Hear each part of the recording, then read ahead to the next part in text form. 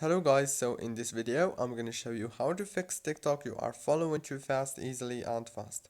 First thing, open the settings and then go to the apps manager.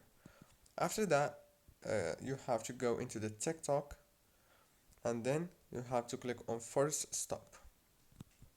Click on the storage and then click on clear data right here. Click on clear cache, go back and now go back to the settings. Open the wireless and networks page, go to the airplane mode, enable it and then disable it, and do the same thing with the Wi-Fi.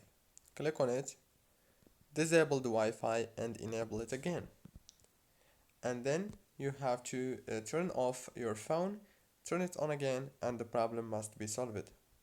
Don't forget to like, subscribe, and thank you so much for watching this video until the end. See you later.